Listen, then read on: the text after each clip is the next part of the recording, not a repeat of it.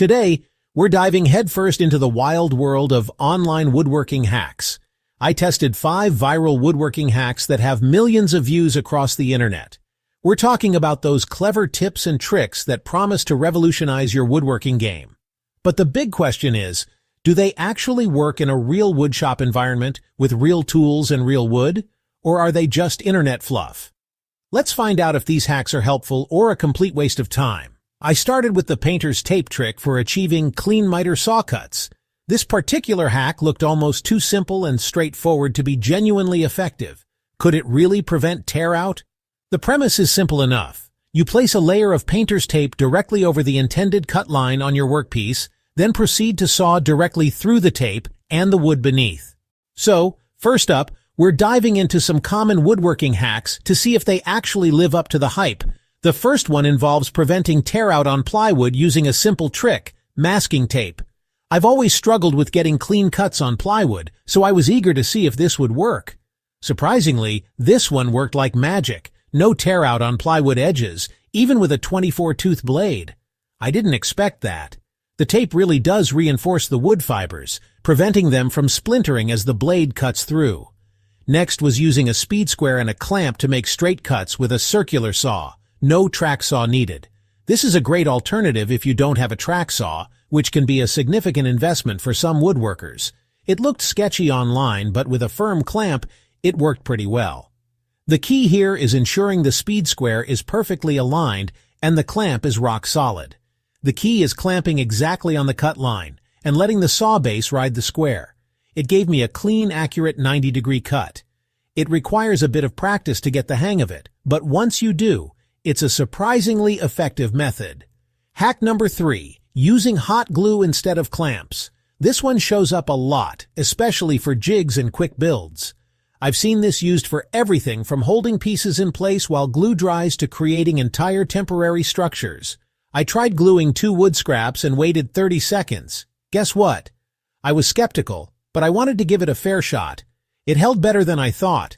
Not for heavy-duty glue-ups where you need a really strong and permanent bond, but for shop jigs or light bracing, this actually saves time. The quick set time is a huge advantage in those situations. Okay, let's move on to the next hack. This one involves repurposing something you probably have lying around, an old credit card. The idea is to use it to spread wood glue. People swear it gives perfect, even coverage, eliminating those annoying thick spots and dry patches. It does, I'll give it that. The coverage is pretty consistent, but, and this is a big but, it's messy. Really messy. You end up with glue all over the card, your hands, and potentially your workbench. And honestly, it's slower than using a proper glue brush or even a small roller. Great in a pinch, like if you're out of brushes or working on a really small, intricate piece, but not my favorite for general glue-ups. I'd rate that one A maybe, leaning towards them. Finally, let's tackle a classic. The DIY marking gauge. The goal here is to create a simple tool for marking cut lines perfectly parallel to the edges of your boards. The concept is incredibly simple. You just grab a small wood block, any scrap will do, and tape a pencil to it so the pencil tip extends just beyond the edge of the block. This creates an instant marking gauge. This one? Genius. Seriously, I was surprised by how well this worked. I've used it 3 times since filming this segment. You can customize the spacing easily by adjusting how far the pencil sticks out, and it's absolutely perfect for marking live edge pieces or other odd shapes where a traditional marking gauge might struggle. So, after all that testing, what's the final verdict? Out of the 5 viral woodworking hacks I put to the test, a solid 4 actually worked surprisingly well in real shop conditions. That's a pretty good success rate, all things considered. The painter's tape trick for preventing tear out, the speed square as a circular saw guide, using hot glue for temporary jigs, and that incredibly handy DIY marking gauge are all definitely staying in my toolbox. They've earned their place. As for the credit card glue spreader, only if I'm absolutely desperate and have nothing else available. It's just too messy for regular use.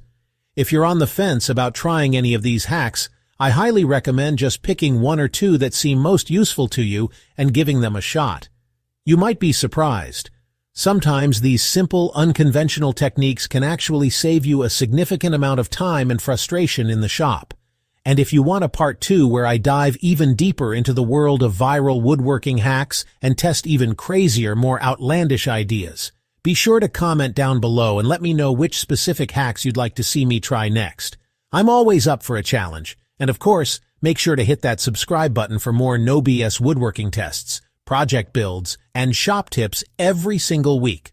And don't forget to give this video a like if it helped you avoid a pointless mess, save some valuable time, or prevent wasted material. Catch you in the next one.